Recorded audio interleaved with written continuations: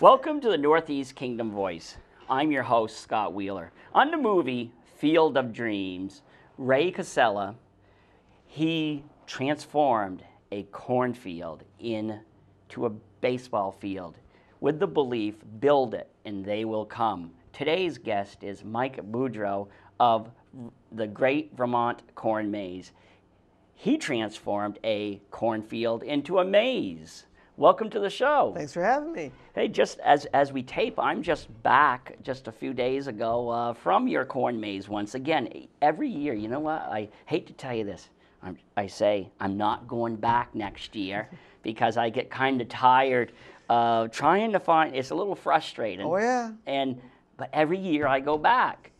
Do you have a lot of us who go back? Oh yeah, at this point we call them hardcore mazers. These are people that really, they get it. And I don't mean they can solve it. They may never solve it, but they get the concept of, I may be there 2 hours, I may be there an hour, I may be there all day. I don't know, but I'm here for the journey. And we just had two couples yesterday, showed up at 10 o'clock, would not take a clue, and they didn't leave till about 1, 2 o'clock. Right. And they've come back every year, 10, 15 years. And it's just great to see them. They have the backpacks, the water, and they are there for an adventure, and they work together as a team, and it's just wonderful to see that happen year after year. Right. You know, I think if you want the ultimate design for your maze, because I know every year you ought to do one just out of the streets of Boston and design, because every time I go down to Boston and get on the streets, I can't find. I couldn't be that mean. I can't be that mean. I'll keep you lost for 4 hours, but I'm not going to do that. That'd be just vicious. No, the reason I asked for you to come on the show is because it fascinates me. I'm not much into getting lost because I do it by accident all the time. Yeah. But the maze really does fascinate me because you don't just go out there and just cut down the corn and just yours. It's all by designs. Right, and that's our biggest problem is getting people to understand.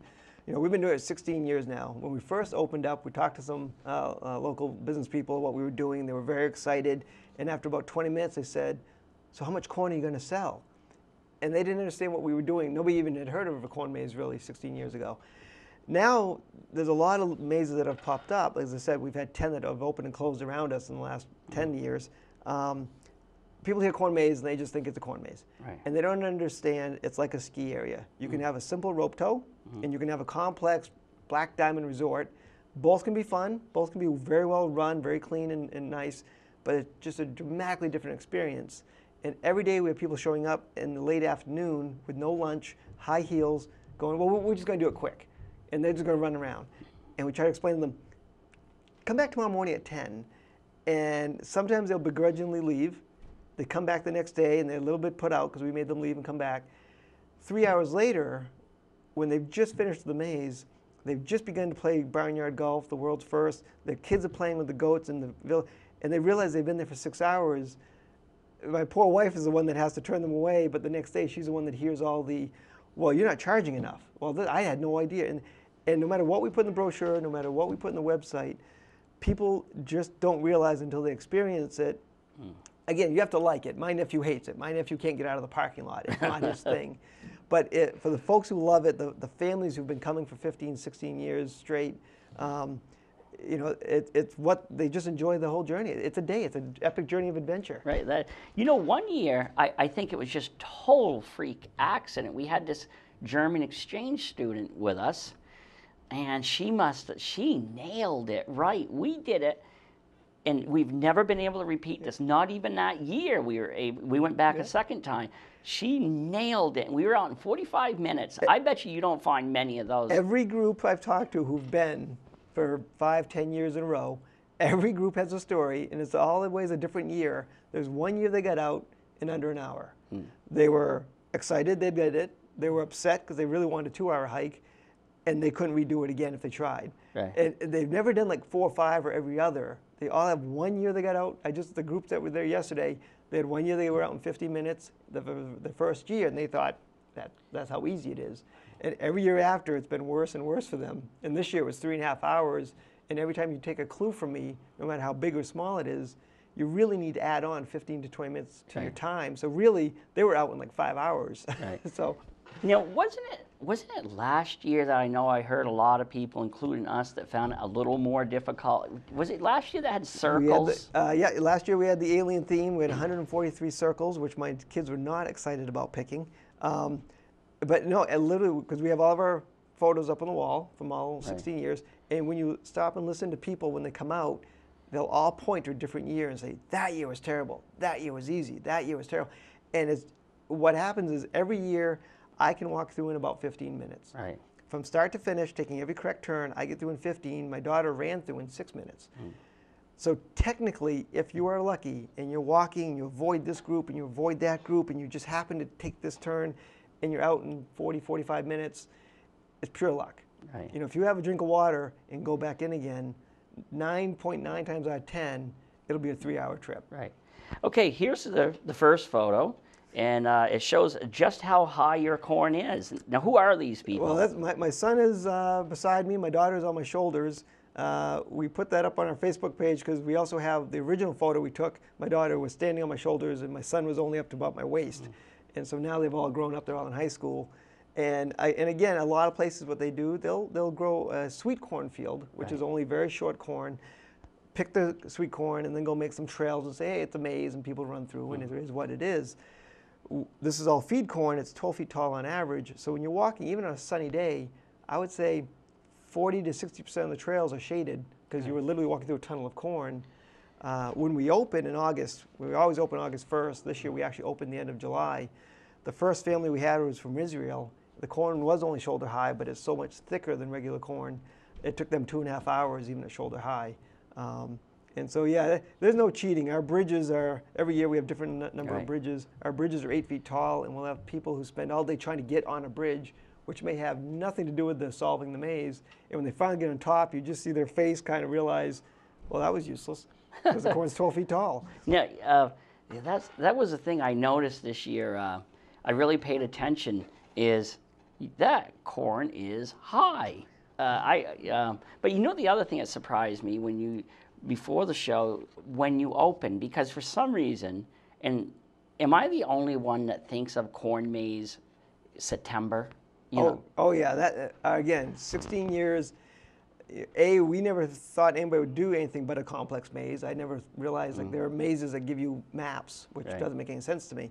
And we open August 1st, and the best time, most of our return people who have made the mistake of coming in October, they all come mid-August to mid-September, because that's when the corn is thick, it's tall, it's green, there's few people roaming around, you have the place almost to yourself, it's a very rural experience, and it's your own private journey. People during that time period, mid-August to mid-September, don't want clues, so they're just out there to have a party and just, just relax and have fun. When we get into October, it's a plant. So it gets a frost, the leaves start to wilt.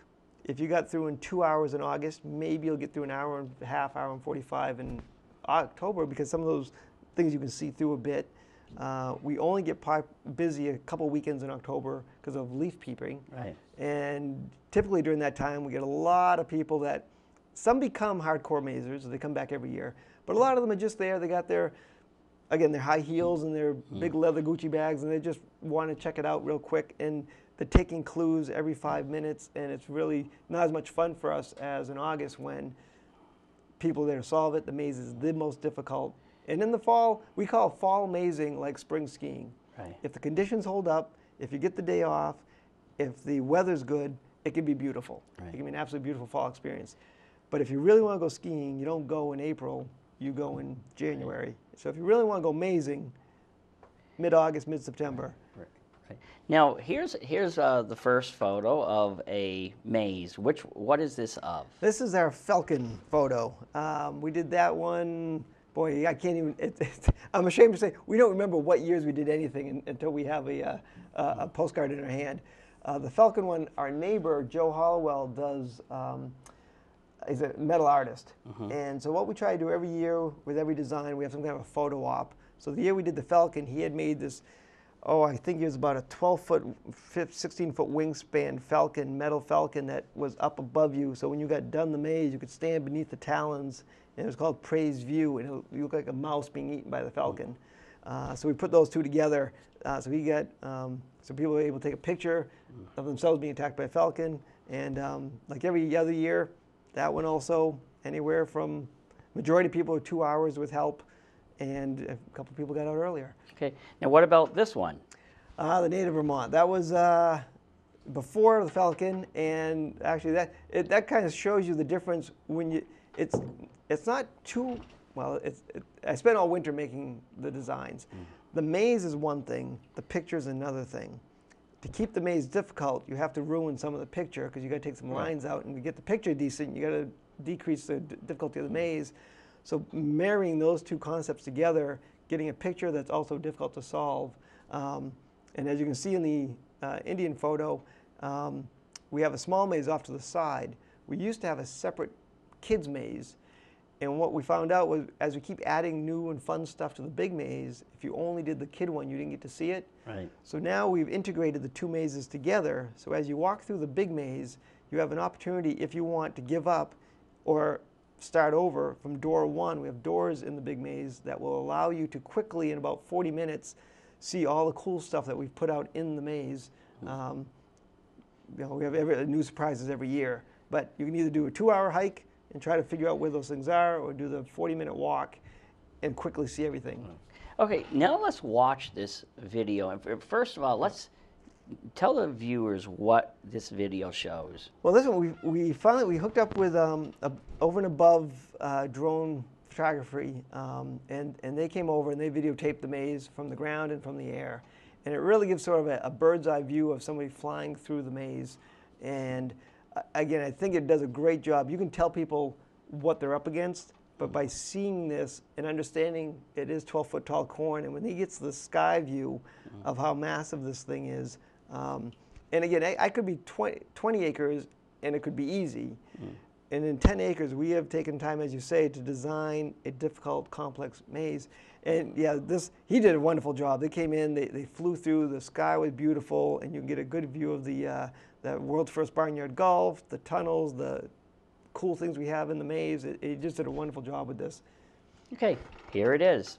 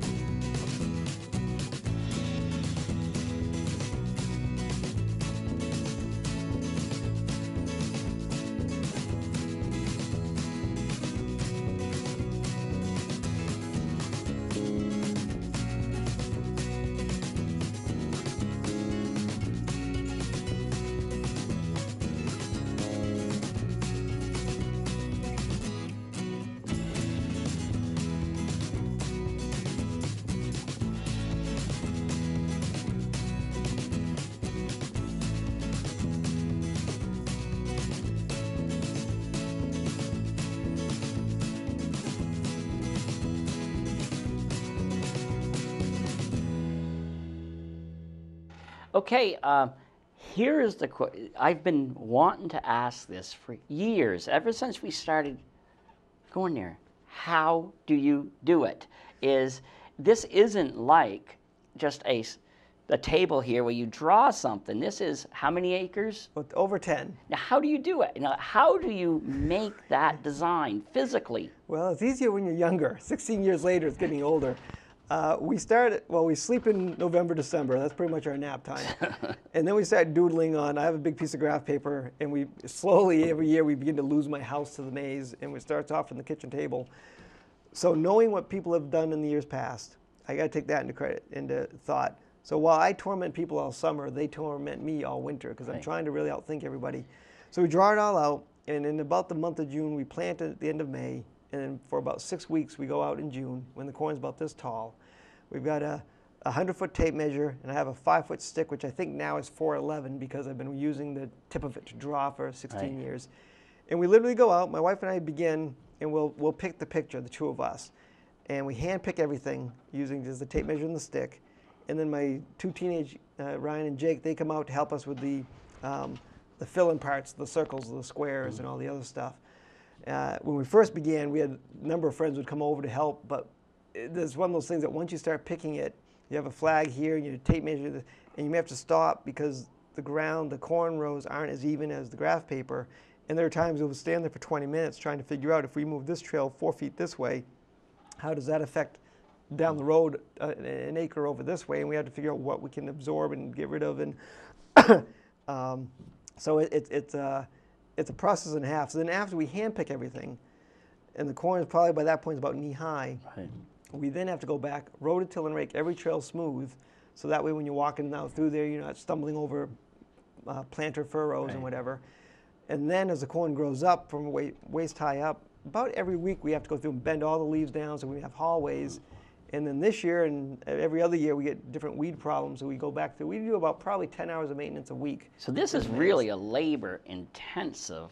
Oh, it's insane. It's insane. Absolutely. You ever ask yourself why? Oh, yeah. When it's bad enough when you walk up and you see 12-foot corn, but when we see the 10 acres, when we start in June, and it's this tall, and you know you're going to be there 12 hours a day for the next 6 weeks, it's a little overwhelming. But knowing the laughter that we get hearing people, in the time we provide an opportunity for people to spend time, couples, families, hearing that as I'm sitting on my bridge all day looking to help people, is just reward enough. It's really, you don't have many opportunities today where, we charge less for teenagers because we want to force the teenagers to actually be with the parents. And our motto is, if you don't want to spend time with your kids, why would we? So we're not a place you drop off. Right. In fact, 90% of teenagers actually, we recommend not to come. Right. We actually discourage them from coming because we've seen, and we've all been that way. As a teenager, you want instant gratification. Your brain, your frontal lobe isn't developed. You don't have the patience. 10% love it. They come every year.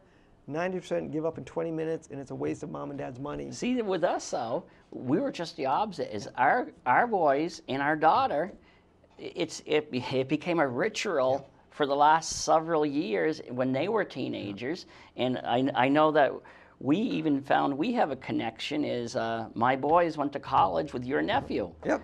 And if you stop and think though, you're someone that wanted to spend time with your kids. When you came, you went through it with your kids. We have people come and they think they're going to let the kids run and race. They're going to race me out. Nobody ever races at the maze. You can try, and nobody wins by 3 seconds. And what happens within a little bit of time, the kids bail, and the parents find out the kids bailed, they're upset. And when you have a family that wants to be together, and you can just tell when they come. I'm trying to get somebody with a brain scan machine and doing a doctoral thesis in psychology because I could do a hell of a program. But you can just tell when they come in. And for example, in our scenic maze, if a parent is bringing their young kids through the scenic maze, you have the parents who, and I can hear them from my bridge, they have the kids read the directions, because in the scenic one, you follow simple directions. And they'll say, which is your left, which is your right? Okay, what do we have to do now? We're taking a left, we're taking a right. And they're having this time together, this journey, and they're letting the kid lead the journey. Or you have the parent come through going, come on, it says to go left, go there. And you just feel bad for the whole situation, because you know they're not coming back, they're not going to go well together as a family. And that's painful to hear. But when you get those groups, like your family that they're here. Yeah, because my kids are grown up now. The only one who couldn't make, two of them lives in Maine, one of them in Bangor, and the other one lives in above Caribou. And fortunately, they just had the birth of their first child, awesome. which is my first grandchild. So they couldn't make it. But since we had two of our kids who were visiting us, we said, all right, time to head to the corn maze. But they're grown. And as I said, I'm not going to sit here. Every year I say, okay, this is it. And but no, we always go back. We have a great time. I have joked though at the frustrating moments. If only you had a beer tent in the middle of the corn maze. We've established through many years that alcohol and frustration is a really bad concept. I know. I know. So we've actually, though, and again, it's been a little depressing, especially as we reach the fall, the number of people we kick out who think they're going to drink. I mean, we are here for families. We're here for people who want to have a good time. If you think you're going to come run around, drop your kids off, smoke, drink, you're going to lose your money. We don't give refunds, or we just kick you off the property. And it's by doing that, my mother always says, we can't keep doing that. People won't come back. By doing that, those people don't come back, but folks like you come back, and you get there. You have a clean attraction. You don't have people roaming around you, stumbling and silly and stupid. And it just, that's me on a daily basis. That's silly and stupid. But that's naturally. So, how many countries have you had people? Well, and it's funny. A lot of people, again, thinking we're this little tiny corn maze in the back country somewhere, and we get a couple of local people. I think probably 60 to 70% of our visitors come from out of state, and of that, close to half, or at least a third of them, are from out of country. I mean, this year we've had Israel, Germany, Australia, France. Who else? Pakistan. And so it's been very interesting having to communicate with somebody with clues on how to solve a very complex maze when there's a language barrier. Yeah, because I saw on one of your YouTube videos of you try to learn just a sliver of some languages. Yeah, there's been a few. There's been some Mandarin Chinese, and I forgot now. But there's a large family from China, and I'd asked the younger one who had been doing all the talking, how do you say "see you tomorrow," which is what I usually say to people as they enter in, just to give them that last little boost of confidence. They won't get out till tomorrow. And so when I said that "see you tomorrow" in Mandarin Chinese, well, the grandparents and the parents, you would have thought it was Johnny Carson. They just about fell over. They didn't expect that to come out of this little guy on a farm in the middle of Vermont. Okay, let's watch this video. This next video is... This is our, just for fun, again, trying to get people to understand, again, we're not hyping anything. You might get out soon, but please plan on being there a long time. So we put a time-lapse camera over the entrance to our maze. When you enter our maze, you have eeny, meeny, miny, mo, 4 choices. And then you also have the scenic maze. And the 4 choices, sometimes they're all connected, sometimes they're not. And if you watch quick enough, you can kind of see people come back. Some are sitting down because they've been in there for 2 hours. Some are going in and out. Some are giving up. And so my wife, I think, did a nice job piecing this all together to kind of show you a day at the beginning of the Great Vermont Corn Maze. Okay, here it is.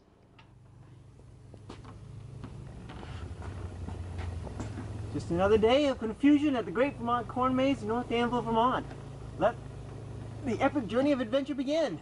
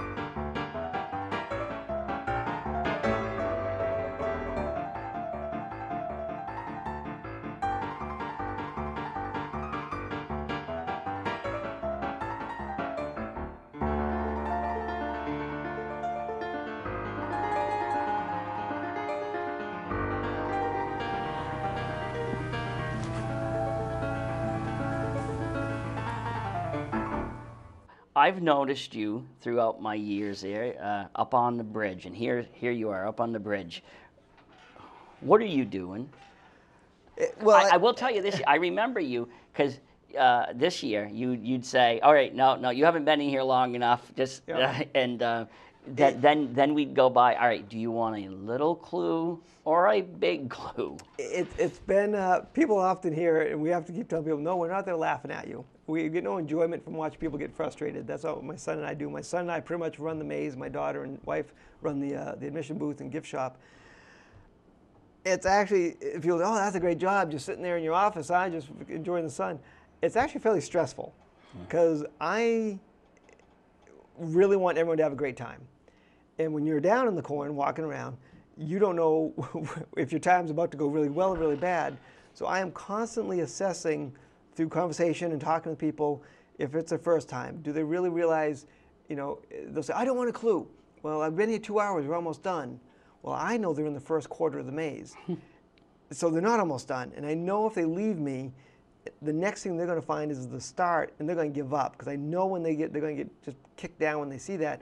So at that point, I'll try to have a little conversation with them, and I'll try to maybe get them to understand how you want to approach this, and that you don't want to just walk in there randomly going, I want to go uphill, I want to go towards this way, I want to be on that bridge. And you have to actually work together and try to find new trails. And other times, people don't want clues. And I've had to teach my son how to ask people when he was probably 10, you got to ask 3 times. Do you really want a clue? And I've had people almost at the end, quickly, like in an hour, almost want a clue. And I could say, well, if we see each other again. And then they would get lost terribly in that last quarter and go back to the beginning, because that is really how you would do it. That was a difficult maze, but they had luckily got to one point. If they got out too quickly, they would have been upset. And so, yeah, we're constantly playing. And if some people want a big clue, and I can see half the family's having a meltdown, and the one person in the family doesn't want a clue, I might give more of a medium or large clue when they realize they want a small one, because I know those kids aren't going to last another 3 hours. So really, I interact with pretty much everybody at the maze, which is several thousand people a year for the last 16 years. Really try to make sure they're going to have the best time possible. And as long as they trust what I'm telling them, and when I tell them to take a clue, or when I suggest they take maybe a little one, people who've been there for years understand, I know what I'm doing. I got this figured out. So just trust me. This year what we did was we actually had, because we go in totally lightheartedly. I don't think we've ever been stressed. But this year it was myself, and then my son and his fiance, and then on the other team was my wife, my daughter, and her fiance, and it was funny though. We took different routes, but then we ended up running onto each other, and we ended up finishing together. But tell me this is another thing I want. Is there only one?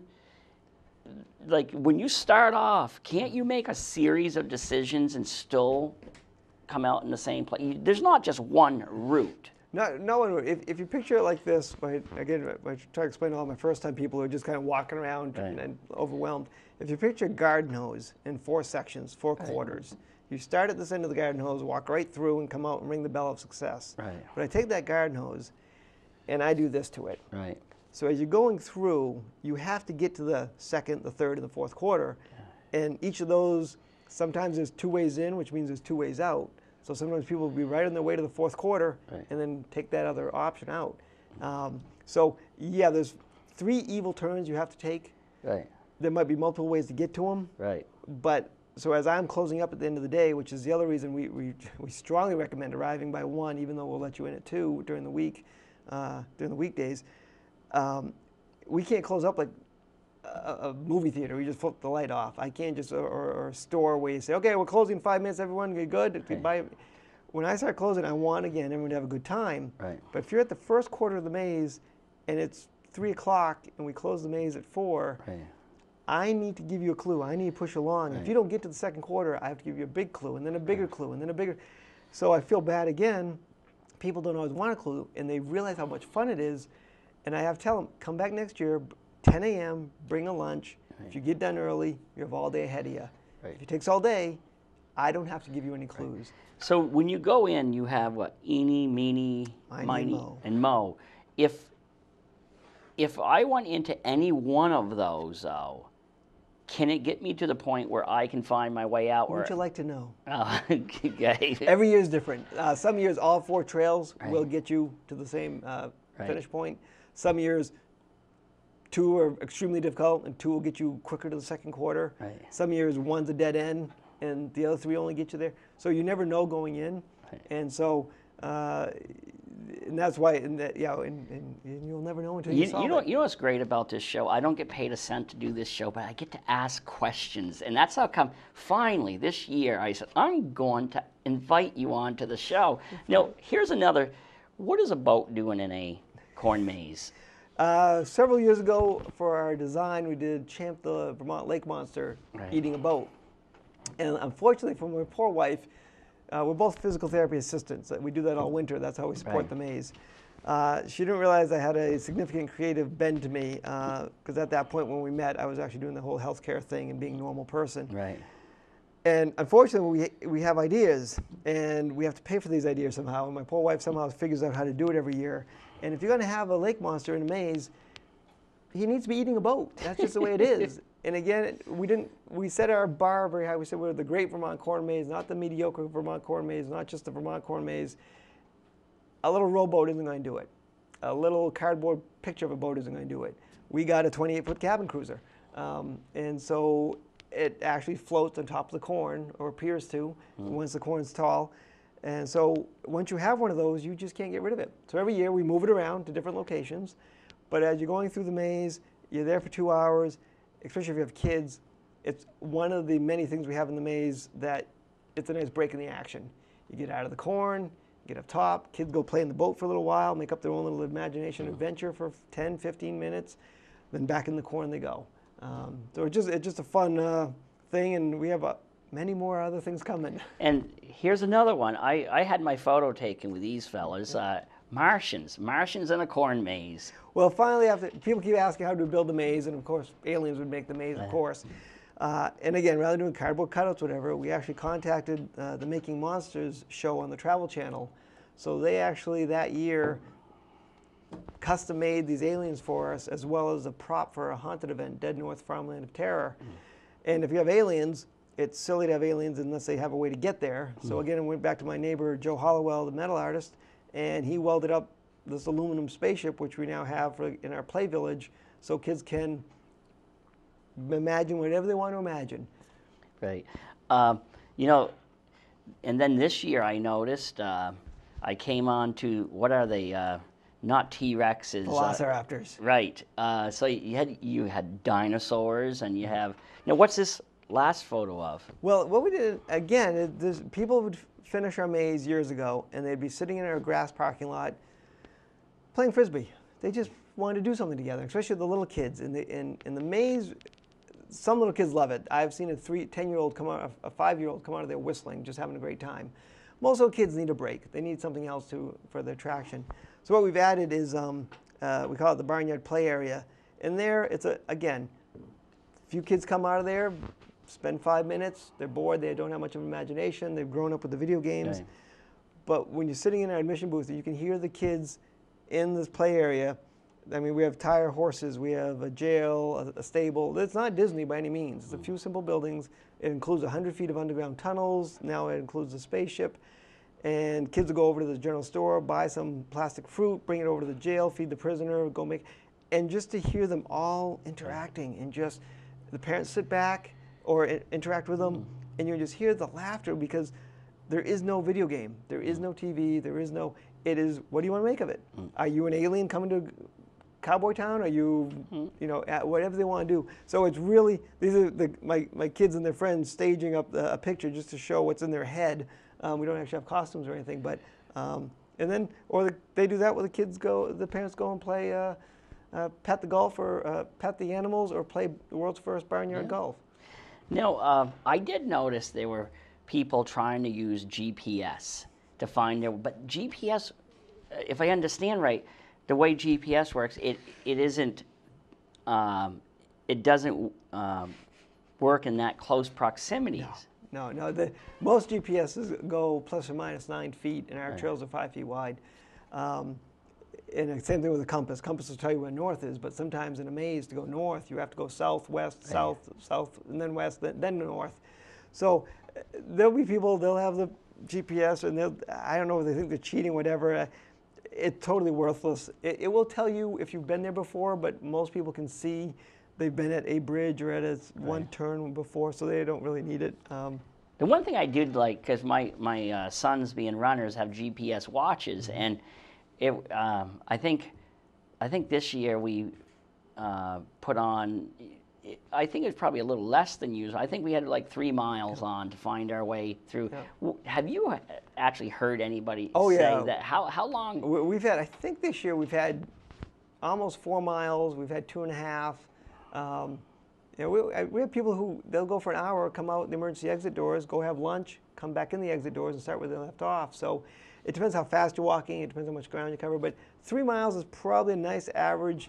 If you're not prepared to hike for 3 miles, as you know, we have a little mound in the middle of our field, so it's a little bit of a hill. You sometimes have to go up and down, and it's physically and mentally challenging. Again, you can always bail out on exits, but to really say I'm going to solve this maze, comfortable shoes, some snacks, water. I'm here for the day. Let's see what happens. Yeah, we this year, this year we knew we didn't have as much time. That's how come after about an hour we said, okay, let's take a little hint. But it's we've been there for I think one year we were in there like 3 hours and something. But that time we knew that's. But I try telling people who haven't been there that at first, as you even said, people might say, well, that's kind of expensive. No, it isn't. That's like you try to go skiing at a ski area, for say half a day. You're not going to do it. And this is just a fun activity. So maybe you already explained this. How did you, 16 years ago, what prompted you? I don't know. I don't do drugs, so I don't know what to blame it on. We were working as physical therapy assistants in southern New Hampshire. My family was in central New Hampshire, her family was in Vermont, and we had the 2 kids, and commuting back and forth was just not gonna, it was too much. So we said, well, we gotta move near one family. We gotta grow up near one family. Her family had the farm, her parents were getting older. Nobody is in the family really talking about taking over the farm for milking. And there wasn't, really not an activity in the Northeast Kingdom that a general family can do. And I used to bring my 5 nephews up for Christmas. What we would do is every year we'd give them a coupon and they'd come up to the farm for a week. And if you've ever had the opportunity to bring 5 teenage boys, 9 to 13, to a farm and just watch them just be exhausted. I think every boy needs to go up on a farm. And as a joke, we were talking about doing this for them one year, but of course it's way too much work for 5 kids. So a few years went by and we told the parents, look, here's an idea. We need to move somewhere. If you'd like us to try this on the farm, I think I can figure out how to do it. My wife will figure out the whole website and all that stuff. We'll give it a go. It's corn. It's not like we're building a water park. If nobody likes it, we chop it down, feed it to the cows, and go back to therapy. And fortunately or unfortunately, people enjoyed it, and they kept coming back. So we're kind of stuck at that point where we have to keep going, because if we don't, our return people are going to kill us. But we're not able to kind of make that jump to the next point where really it should be 12 months out of the year that we work on it. Right. But as it is, we work 40 hours a week all winter, come home, work on this. And as right now, because our haunted event occurs the first 2 weekends in October, I'm done sleeping for the next month, because a lot of the stuff we should have done in December, we were doing therapy. So but again, to hear the laughter and people who've come back, I mean, the number of faces I'm familiar with now, they're like part of our family, because we see them every year. Now, how does it feel, though, at the end of the season when it's time to cut that corn? Are you like, yes, or is there a part of you that hates to see it go? I think it's true for anybody who does this kind of intense short-term things, ski areas, fair people, whatever.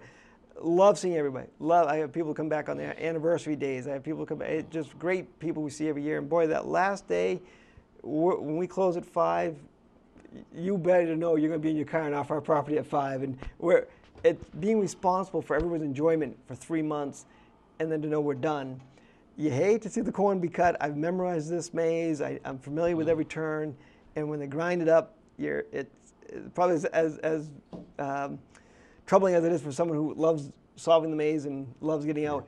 You hate to see it be cut up. You hate to start over again next year. But right off, after a quick nap, we're already working next year. And that's why I can't even tell you what days or what year we did which maze, because I'm already working on next year's project. So after your corn is cut, it becomes food for cows. Yep, the farm is still a working farm. They are milking, I don't know, 40 to 60 Holsteins for Cabot Cheese and Booth Brothers milk. So this is a small part. They have 70 acres of corn, so this field is just additional. But yes, they'll grind it right up, feed it to the cows. And in fact, we have some of the calves in our petting zoo, so they get some of that, and it all works out. Okay, we're just about ready to wrap up, but what can you tell us, or do you want to tell us, about this year's maze? Oh, it's same as all years. We've learned our return people don't really like to know anything about it. It's really funny. It's really hard from our end trying to market a business. Theoretically, we should be out there saying, this year we are the Lake Monster. Our people like to come. Part of the whole experience as they walk through the maze, they try to guess what the design is. And then when they finish, they get to see the photo op and try to figure out from there. And then when they get to see the aerial photo, that's the only time they want to know when it is or what the design is. So we really hesitant to say anything about this year's maze, which is painful because we kind of have to tell people that. Right. So the best thing is, like, every year, come at 10, bring a lunch, comfortable shoes, plan on the day. If you're done early, you're done early, but don't think it's something you're going to do real quickly. And I'm not hyping it. When I say 2 hours, that is an average time. But can somebody really, because when I'm going through it, all I see is trails, and we do take strategies, we try things, but I would never be able to truly guess what I was walking through. It depends. On Champ, because we had some spikes on the back, they guessed a dinosaur or sea serpent of some kind, so they guessed that one. Every year when you come in, we have an admission sticker, and that is a unique sticker that has some hint to what the theme is. And it's funny, I have people coming for 5 years, and one day they finally went, hey, is that? And they finally figured out it's kind of a hint as to what it is. So it's not often they figure it out, right, but they just like the surprise. And even if we post the picture beforehand, people get upset with us. So we're really we're stuck in a position, but that's a niche that we've created. So has there been moments where your wife and you have just said enough? Oh, every year. It's extremely expensive. It's extremely doing anything in the state of Vermont is very difficult. It's a small population. We spend lots of money in advertising to bring people to the Northeast Kingdom so they can come and experience the maze. It's way too much work. All it takes is 3 or 4 rainy weekends, like anybody who runs a ski area or a fair, and you've just seen your whole season gone. Right. And so that's why, again, by coming in August, if something happens weather-wise, you have another month and a half to come back. If you wait till October and you get one icy, rainy day, you're out of luck for the year. So how, just finding you is quite of a maze in its own, because you're not right off the beaten path. So you're in Danville. We're actually in North Danville, and we looked into that before we opened up. We kind of looked around and said, boy, it's 9 miles off of Route 2, 3 miles of dirt road. But in reality, we are closer to 2 interstates than Sanders Village in New Hampshire. We're actually right at the crux of 91 and 93, 2 major intersections. The Northeast Kingdom should just be flourishing with activity. And the road to get to us, again, most people love that road. They arrive 15 minutes later than they planned because they stop to take pictures on the road. We bring people in a road that has almost no neighbors on it because we don't want to bother our neighbors, so we purposely picked this very, very unpopulated road. But for someone coming from the city or from another country, they come down that dirt road, especially to our haunted event, because there are no streetlights for about 9 miles, and they get out of their car, they don't know what to expect at that point. So that north is a whole other experience. But yes, during the day, it's a beautiful country ride. It's part of the whole experience. It's only 9 miles off of Route 2. It's right off 2 interstates. I wouldn't bring we do get motorcycles. We do get some fancy cars. The road is fine. It's well maintained. But most times we tell everyone, make sure you bring our brochure or print the map off the.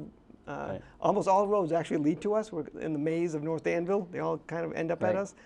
But if you don't have the brochure, it would be easy to miss a sign and Right. take the wrong road. So what is your website? And Todd will put it up on We're www.vermontcornmaze.com. And Facebook has been a huge help to us. It's really allowed us to connect with our people on a day-to-day basis if we're open, if we're closed, because we do have to close if it's pouring rain. And so Facebook has really been a big help. The website's nice. It gives an opportunity to provide all that information. VermontCornMaze.com and DeadNorthVermont.com will get you to a scary place. And you're considered what I think I saw on your brochure, one of the 10 great corn mazes in the United States. To be honest, I don't know how they go about. I know somebody from a travel website we talked to this year said that they're going to make us the #1 on their site, and she went off of what she read from travel advisories and Facebook stuff, and so she never even been. So I guess I would put more stock into, if you look on the Facebook page, our fans who've been coming for 15 years, the fact people come back for 15 years, that tells me we're doing something special. And we've actually sent people to other mazes. We've actually said, well, I heard of one in Mass, I've heard of one over here, because who wants to ski the same place every day? And most of the people come back and say, yeah, don't ever do that again. Because, again, there's just a different flavor at every place. There's a maze somewhere in southern New England. They blare music. They have puzzles. They have a food court in the middle, and it's like a mall. And I had one customer who said, oh, that was much better, because they just need that hyper activity. The other people I sent down there have come back and just swore at me, because it wasn't their thing. It is what it is. So in other words, this really isn't, because I'm sure there's a lot of people who thinks that, for 3 months a year, just 3 months, you're having this thing, and then you're done. You're basking in all that money. Yeah. But in reality, this is really a 12-month thing. 12 months and hard labor, and I mean, just in the Falcon, trying to find the picture for the Falcon and for the metal artist myself. You're talking 100+ hours on the computer of just researching stuff and seeing what we can add for photo ops and just ordering and the porta potties and it just goes on and on and on. It's basically like any business. It looks like a little farm stand place. It's full time. Yeah. Well, I can tell though, you're like me, is I get out of bed every morning. I can't wait to work because I love doing what I do, but I can see the enthusiasm after 16 years. I've only been in my business for 13 years, but after 16 years, you're still energized by it. Oh, yeah, it really is. And despite all the work and everything, it is, like I said yesterday, I had those 3 couples that one had never been, 2 had been before. And just the fact, I mean, they didn't want clues to the very end, and they were just working together as a couple, and they had a day. They had a day together that was just because of the work my family did to provide them that opportunity to have that experience. And it's really rewarding. Did you say your kids are now grown up? Oh yeah, one will be high school graduating this year, and the other one is a junior. They've been doing it since. So what do they think? Are they going to carry this on? My son really wants to stay on the farm. He's grown up doing chores. He's grown up with the maze. My daughter, she started taking money in their food gift shop when she had to stand on a stool, and it was really funny to watch people look at her like, is she going to get that change right? It's impossible to say. Right now, they both enjoy doing it, whether they come back or not, and that's why we have to keep planning to whether they'll be there or not, because it takes more than 2 of us. But right now, they have every intention of coming, and my son has some friends that we adopt them in the summer. They actually live at our house for the most part because there's just so much to do that they can. We keep them busy. Right. And I have to put a plug in for something we bought. We bought, you have an ALS fundraiser there? Yeah, our neighbors are a pod of sufferers of ALS. Their family has a real significant effect from ALS. Right. And so for years they were selling jams and jellies in town, a little tiny thing. And we told them years ago, I said, just set up on the parking lot on a weekend. There's no reason for you to be down off the come up here. And they, being good Vermonters, like, oh, we don't want to impose. And I said, no, it's set up. And so every year they come up, they put their tent up, they have their homemade jams and jellies. The money all goes to the ALS, their foundation that helps to, I think they put in, I don't know, she said $20,000, $30,000 to ALS last year from what they do. And so they keep all that money. It's all theirs. We don't do any of the work. Have you had any of that maple, I think it's maple cream or something? The maple cream, the dilly beans. Yeah, but it's so good. We have people come back or call us all winter trying to get it, thinking we have something to do with it, and we have to redirect them. And we have people drive up. I can't do the maze this year, but I need a case of that. Yeah. And they take off. And so, yeah, the Vance, Curtis Vance Memorial Orchard, I don't have their website on my mind here, but if you go to our website, we can direct you over. And so it's been great because it's part of the experience. Right. People come, they get frustrated, they reward themselves by helping out ALS by buying some incredible food. And again, it's all about win-win-win for us. Okay. Hey, it's been great having you on. You've been able to explain some things to me. I still cannot imagine laying out that entire... Oh, me neither. Hey, how many acres, how many physical acres is the trail? Is the trail itself that you cut out? Well, we used to measure it. We have probably close to 3 miles of trails in a 10-acre field. Every year it's different. We've stopped measuring it. The simple answer is too many. It's just too many. That's the problem. And it's never big enough. We always need another 30 feet or another 40 feet. It's just never enough. Right.